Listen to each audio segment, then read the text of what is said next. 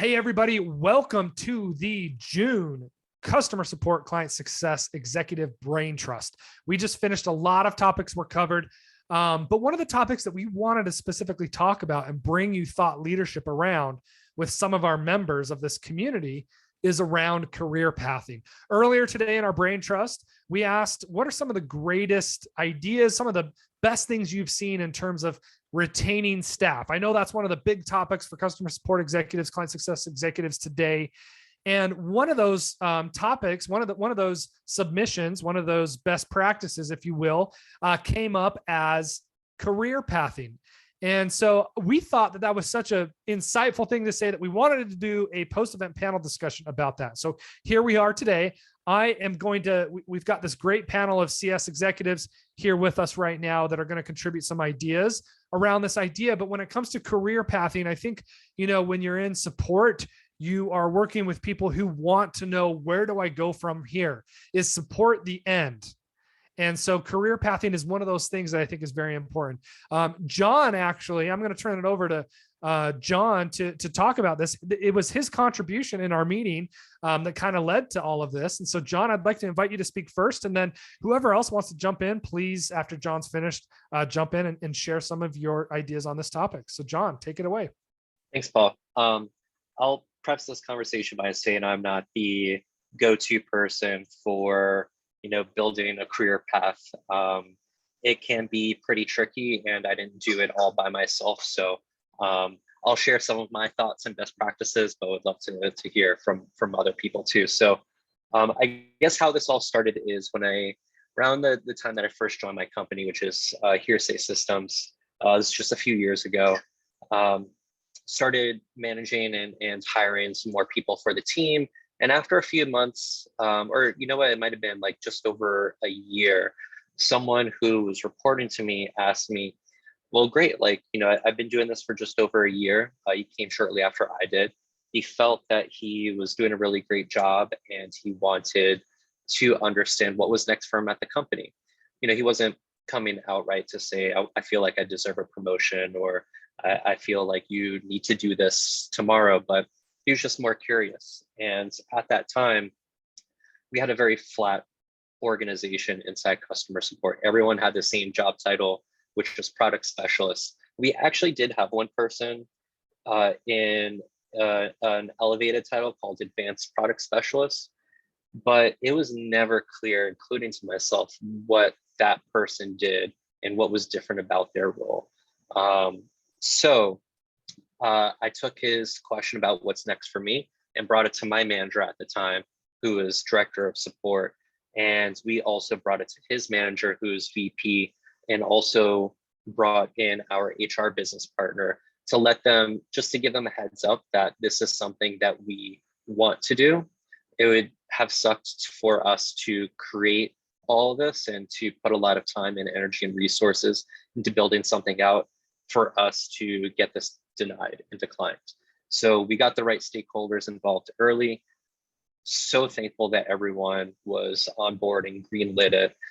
Everyone said it was the right thing to do, and it made total sense, especially as we're continuing to grow. So what we did was, each week we met as a support leadership team. So myself, my manager, who was a director, and another support manager. We figured out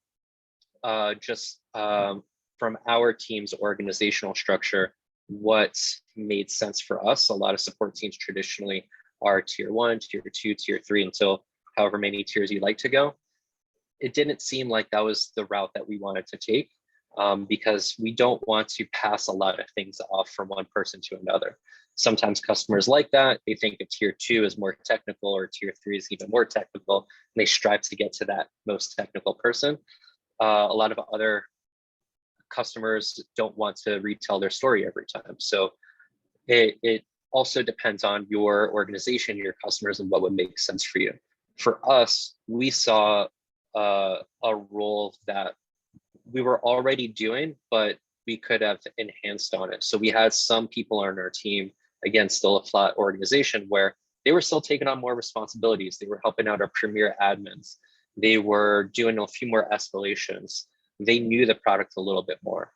So we it was a little bit easier and more obvious for us to make that into a net new position as the advanced product specialist that we had, but didn't really have any clear responsibilities or roles tied to it. And then we also ended up with creating a third role, a new role called principal product specialist, which would help the advanced product specialist continue to climb up if they wanted to remain inside customer support. And that's more of like a quasi leadership support role where you're getting a little bit more exposure into a leadership position, but not still quite a manager role yet. You're managing a lot of the escalations, a lot of the internal communications, finding ways to de-escalate, providing feedback through QA. So we spent each week sort of mapping out the roles and responsibilities. We presented to our VP. He gave us some really good feedback. We went back to the drawing board, fine-tuned it a bit. When it was all buttoned up, we presented to our VP and to our HR business partner. They approved it. And then, on a certain day, we just immediately promoted 5 people from product specialist to advanced product specialist and 1 person to principal.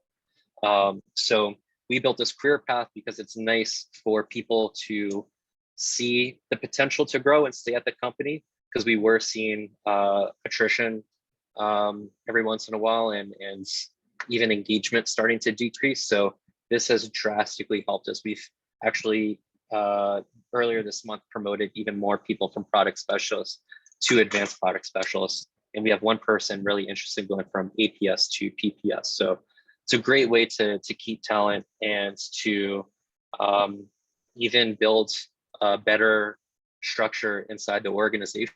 So that's what we've done. I'd love to pass it back to you, Paul. Thanks, John. Awesome. I love how you did research. You identified opportunities and didn't just kind of follow tradition. I think that's cool. What are other people out there? Keisha, do you want to hop in on this topic of career pathing and your experience there? Yeah, sure. It kind of mirrors John, actually. I really loved everything he said because it really resonated with me and kind of my experience. Interestingly, my team, most of us have been here at the company less than a year. So it's kind of like we're just starting to think about career paths. So this is something completely new for me.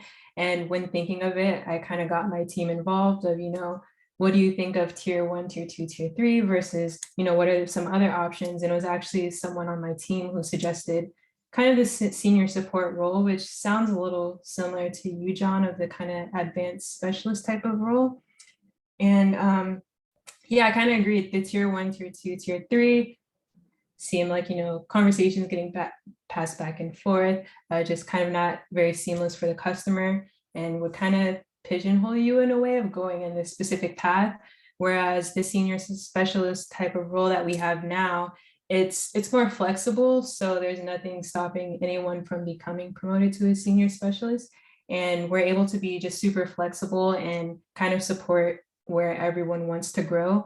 For example, I have someone on my team who's very passionate about training and they're way better at it than me. So they're kind of in this role where they've stepped up and they specialize in this specific area. And our product, there's so many areas that someone can own. So I'm really excited about the future of this because we'll be able to support everyone in the areas that they wish to grow. So I'm still learning and I don't know what's going to come next after this, or, once everyone's going down this path. So I'm still not sure, but I like this path where it's more open-ended and flexible in terms of where everyone can grow.